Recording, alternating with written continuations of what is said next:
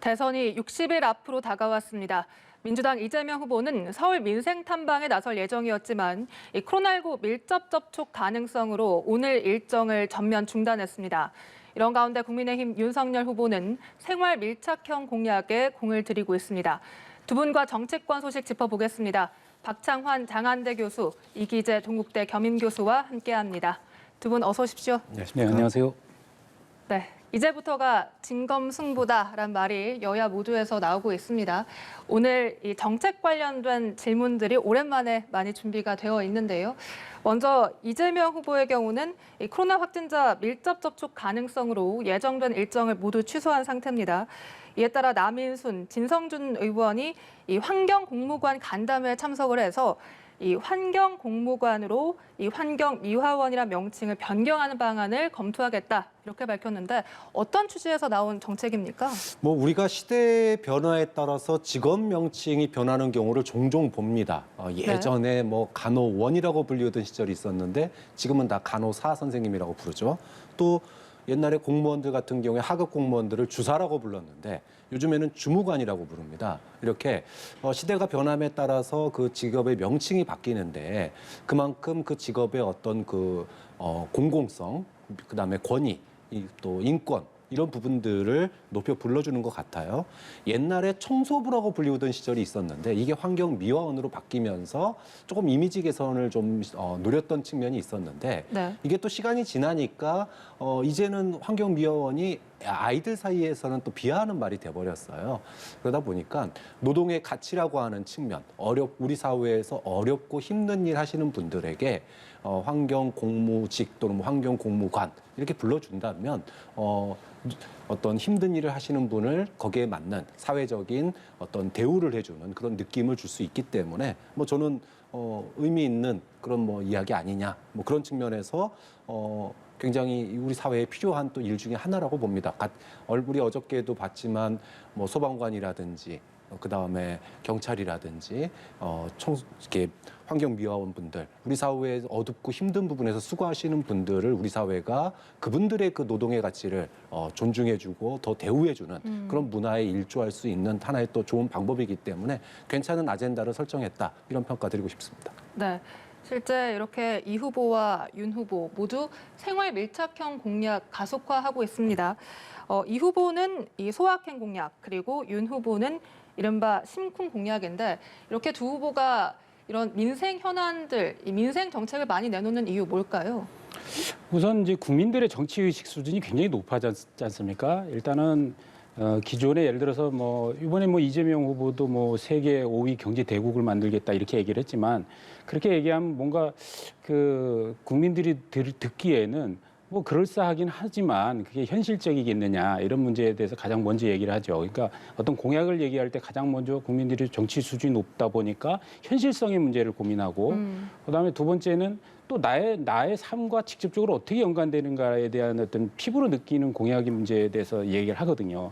그래서 지금 이제 윤석열 후보도 그렇고 각각의 이제 대선 주자들이 이제는 큰 어떤 그랜드 디자인을 이제 설명하기보다는 네. 실제 삶에 어떤 영향을 미치는지에 대한 그래서 소확행이라는 게 작지만 확실한 행복을 주는 것의 의미 아닙니까? 그다음에 윤석열 후보의 심쿵이라는 건 그런 것 같아요. 그러니까 그가 딱 들었을 때 이렇게 딱 받아들일 수 있는 심장이 쿵하고 이렇게 충격을 줄 수 있는 바로 다가가는 공약을 이제 표현한 것 같은데 네. 윤석열 후보도 지금 한 3개 정도 일단 벌써 내놨어요. 그래서 가장 먼저 이제 택시 운전사들이 여러 가지 폭력이라든가 이런 시달리지 않습니까? 그런데 칸막이를 설치하는 부분 이런 것 그다음에 최근에 이제 심쿵은 아닙니다만 어쨌든 대중교통에 이제 지하철 같은 경우에 전기 승차권 같은 경우에 이게 버스를 이제 환승하면은 이제 할인이 안 되거든요. 이런 부분에 대해서 개선하겠다는 거.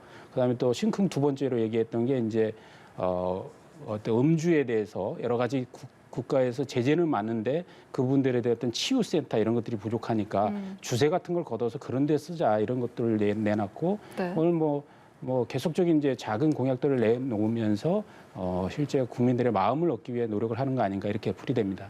네. 실제로 많은 국민들이 지금 당장 먹고 사는 문제가 더 중요하다. 이와 관련된 공약이 많이 나왔으면 좋겠다. 이런 말을 하고 있습니다. 이 이재명 후보의 소확행 공약 행보도 이런 행보의 일환이라고 봐야 될까요? 네, 뭐 저는 그 여야 후보 모두 요즘에 이제 생활 밀착형, 이른바 깨알 공약들을 내놓고 있는데 네.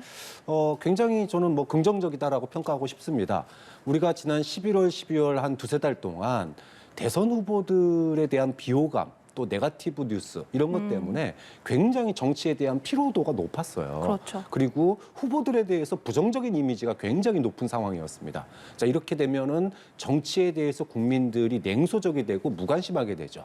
자, 이런 것들을 실생활, 국민들의 실생활에 와닿는 이런 소위 생활 밀착형 공약이라고 하는 게 단순하게 그 직군에 있는 분들의 표를 가져오는 공약일 뿐만 아니라 후보의 이미지를 개선하는 데도 굉장히 도움이 된다. 네. 좀 그런 점에서 뭐 과거에 어땠냐보다는 앞으로 우리의 삶을 어떻게 바꿔줄 수 있는가라고 하는 점에서 본다면 후보들에게서는 일거양득의 효과가 있는 거죠. 그 직군의 표를 10만 표, 20만 표라도 가져올 수 있는 거고 또 한편으로서는 후보들의 이제까지의 그 부정적인 이미지를 조금이나마 국민의 생활을 바꾸려고 노력하는 사람 이런 식으로 좀 바꿔줄 수 있는 측면이 네. 있기 때문에 뭐 저는 굉장히 이번 대선이 이제 본격적으로 시작됐구나 이런 느낌을 주면서도 그래 이 정도는 돼야지 맨날 뉴스 보면 화나고 짜증나고 정말 정치 꼴도 보기 싫다 이런 거보다는 낫지 않을까 싶습니다. 네. 이런 가운데 윤 후보는 이 59초 영상을 공개를 했습니다. 이른바 59초 공약 쇼츠, 뭐 짤이라고도 표현을 하더군요. 여기서 말한 것이 전기차 충전 요금을 동결하겠다, 뭐 이런 공약이 많은데 사실 재원이 그러면 좀 부족하지 않을까 이런 재원에 대한 우려도 나오고 있거든요. 그 이제 뭐 소확행 공약이나 심쿵 공약의 이제 특징들은 뭐냐면, 그러니까 많은 예산이 동반되지는 않는다는 거죠. 예를 들어서 뭐 전 국민한테 뭐 기본소득을 뭐 주겠다. 그러면 뭐 50조가 필요하다. 뭐 그다음에 또 뭘 하려면 뭐 수십조, 수백조, 그다음에 대규모 SOC 사업도 엄청난 예산이 들어가는 거 아닙니까? 근데 이제 작은 어떤 피부에 와닿는 공약들은 큰 돈이 들어가지는 않는 거라고 보여져요. 예를 들어서 이번 지금 이제 방송에 나오고 있는데 영상에 뭐 짤로 해갖고 59초짜리를 한 거 보면은 예를 들어서 전기차 같은 경우도 원래 도입 당시에 그 전기차 보급을 위해서 한 100원 정도밖에 안 받았거든요. 근데 그게 이제 계속 올라가 갖고 이제 지금 300원에서 이제 400원대로 올린다고 하는데 이게 환경을 위해서는 조금 더 전기차의 보급을 위해서 그 정도는 국가에서 책임을 져줘야 되지 않느냐 이런 측면이 얘기될 수 있는 것이고 그다음에 아까 말씀드렸다시피 그 지하철의 전기 승차 요금 같은 경우에 그러니까 버스를 환승하게 되면 또 이제 환승에 대한 할인이 이제 안 된다는 거거든요. 근데 지금 전기 승차권 보면은 한 달에 이제 이용을 할 때 보면 우리가 1,250원씩 내지 않습니까? 그러면 한 7만 5천 원 정도 한 달에.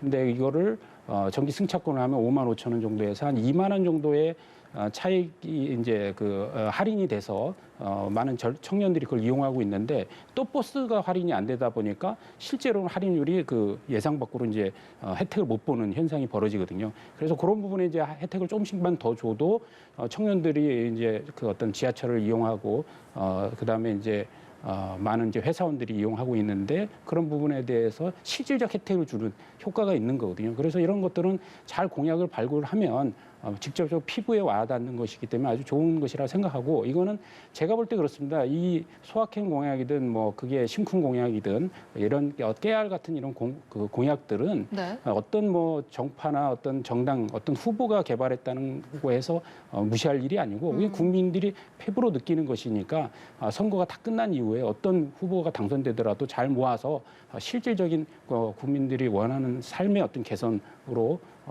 그 어떤 빌공짜 공약이 아니라 실질적인 삶을 해결하는 문제로 적극적으로 좀 반영했으면 좋겠다 이런 말씀드립니다. 네.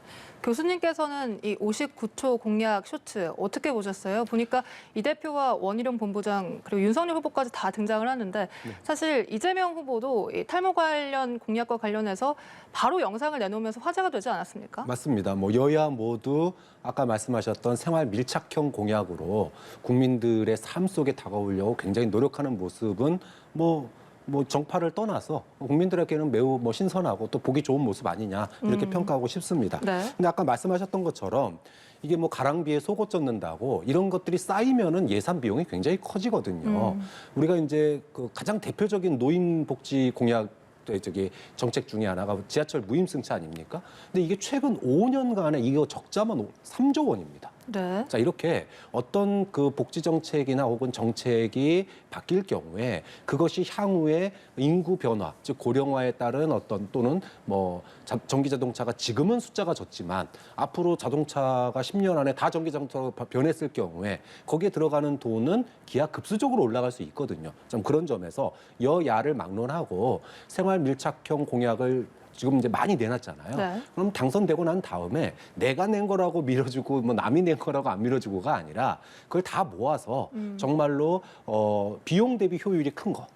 그리고 전 세대와 전 국민을 아우를 수 있는 거 이런 거 중심으로 우선순위를 잘 정하는 게 또 중요할 것 같아요. 지금 뭐 경쟁적으로 지금 내놓고 있는데 네. 보기에는 좋지만 이것이 과거에 지하철 그 무임승차 할 때는 노인들의 숫자가 적었어요.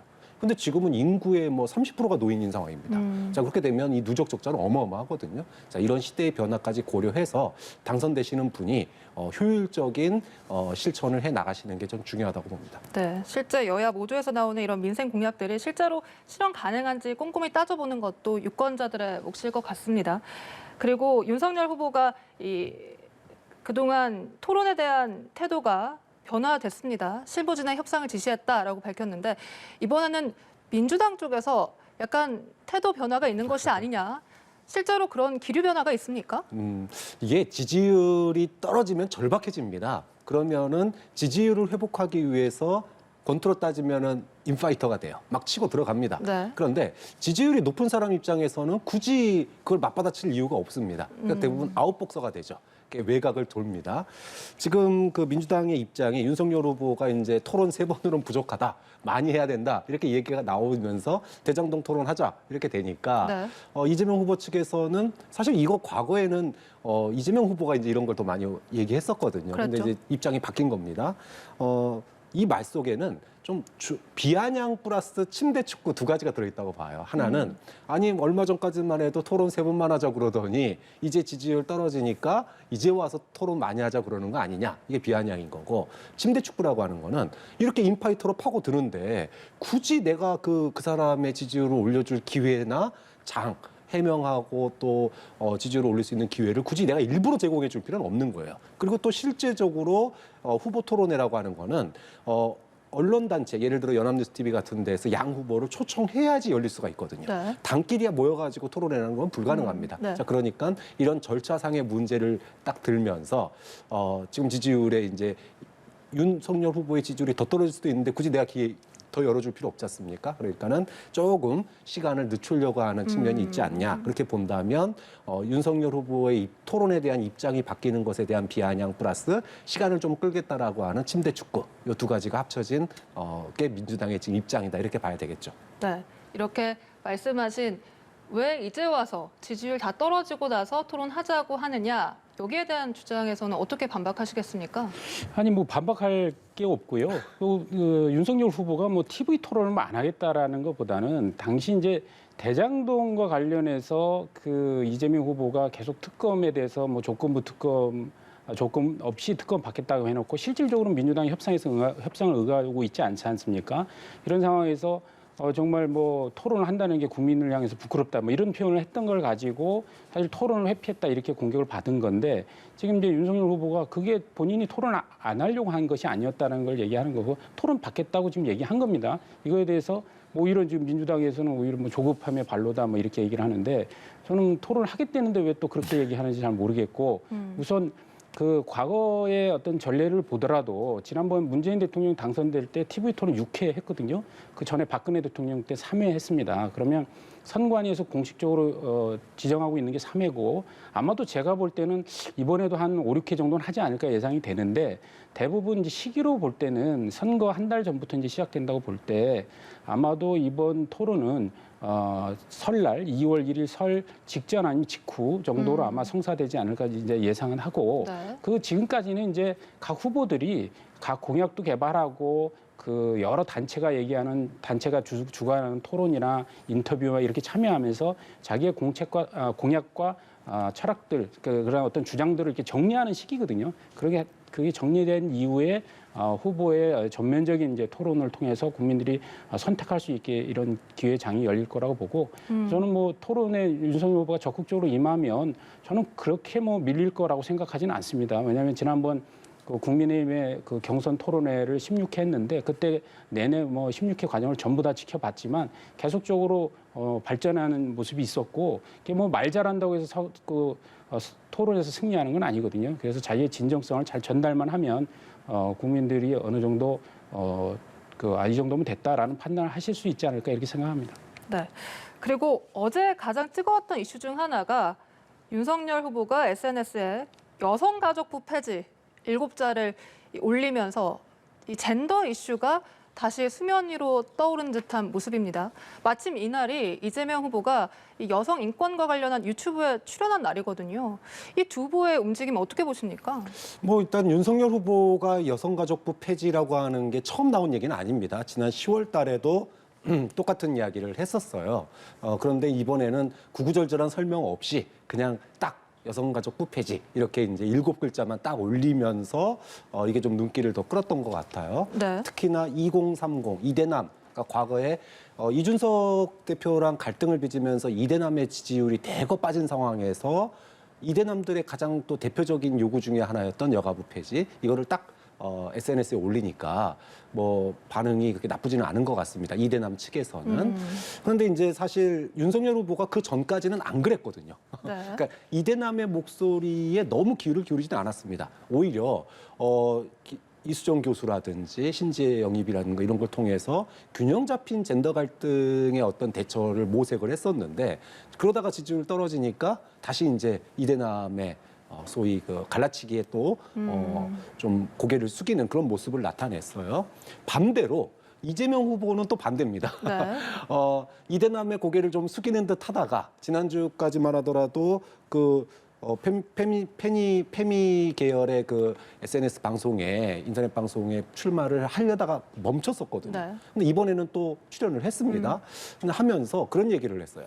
그러니까 이것 때문에 표가 떨어질 수도 있다. 하지만 내가 듣기 싫어하는 소리 또는 지지자들이 싫어하는 소리라도 일단은 들어는 봐야 된다. 이렇게 얘기를 했습니다. 자, 그러니까 당장의 표가 안 될 수도 있는데 그럼에도 불구하고 들어야 되겠다라고 얘기를 하는 거는 저는 후보에게는 당장 표가 안 되지만 결국은 지도자가 될 사람이잖아요.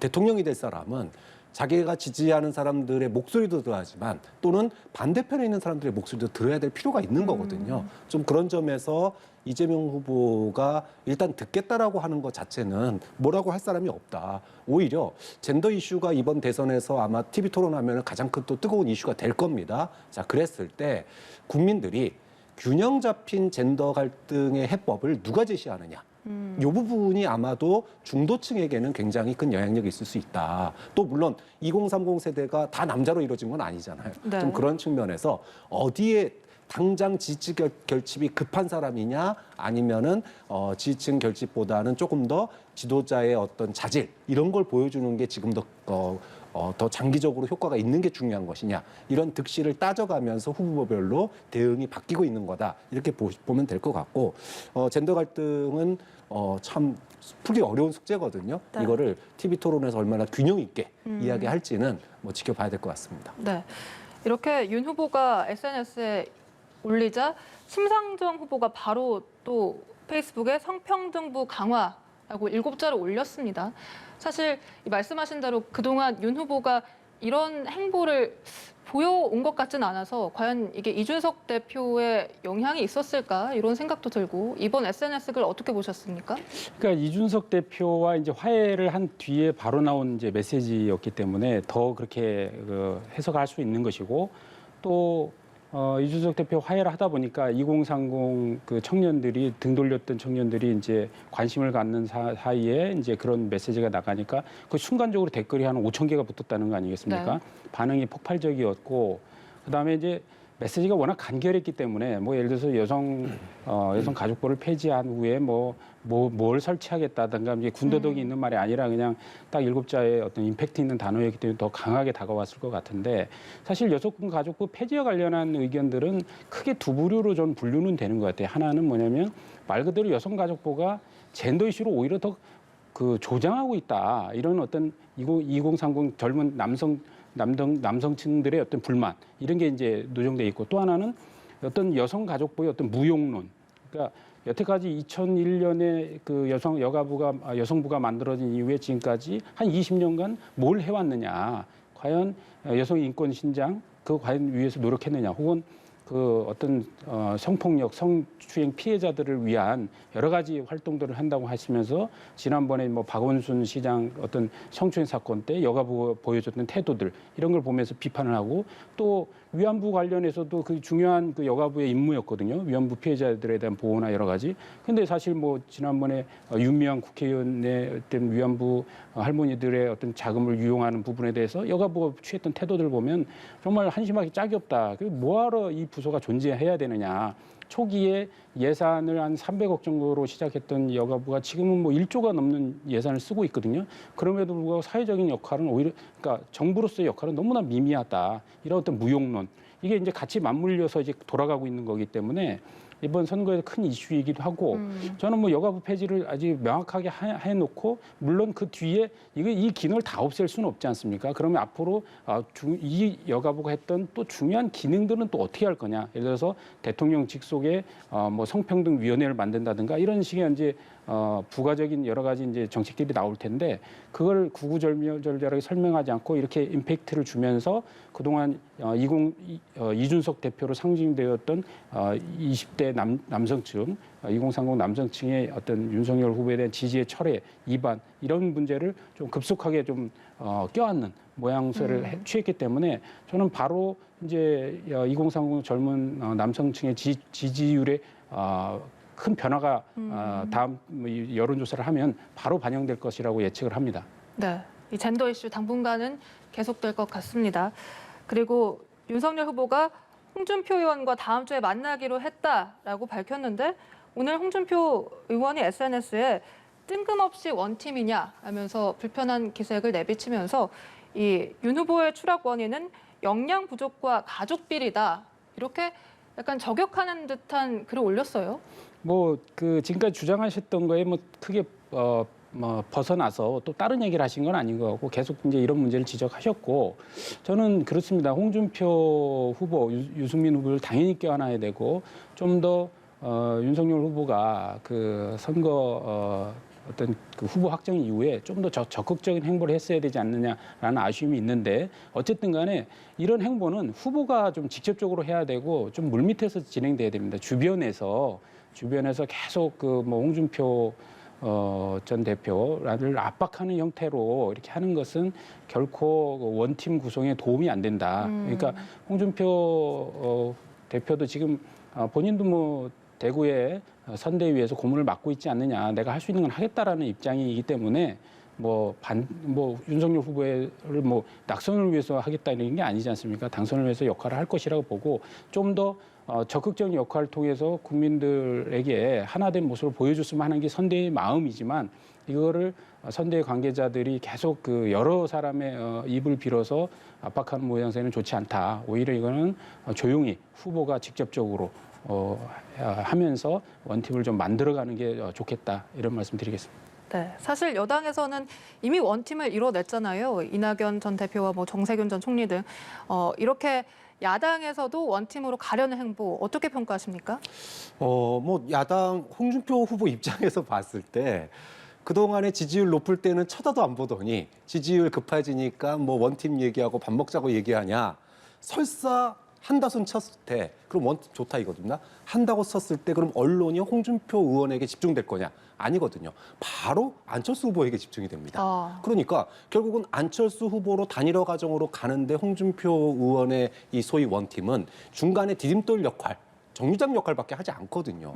이걸 홍준표 후보가 과연 할까요? 홍준표 의원이? 좀 그런 점에서 홍준표 의원 입장에서는 뭐 대선 승리에 결정적인 기여를 할 수 있는 기회를 주는 것도 아니고, 그리고 오히려 안철수 후보로 단일화하는데 중간 디딤돌 역할만, 일종의 불쏘시개 역할만 해줄 거라면 굳이 여기에 본인이 들어갈 이유가 있겠느냐. 좀 그런 측면에서 이제까지 했던 그 소위 이름은 걸쳐놓는데 나 적극적으로 하기는 좀 그렇다. 이런 정도. 그래서 좋은 말 해주고 끝나는 뭐 이런 정도의 만남이 되지 않을까 싶습니다. 네. 그리고 금요일에 발표된 이 한국갤럽의 지지도 조사 큰 파장을 낳고 있습니다. 특히 이 안철수 후보가 이 3주 전보다 무려 10%포인트가 올랐습니다. 15% 이 마의 벽을 깨면서 과연 이것이 계속 이어질 것인가, 또 앞으로 대권 구도는 어떻게 될 것인가 궁금한데요.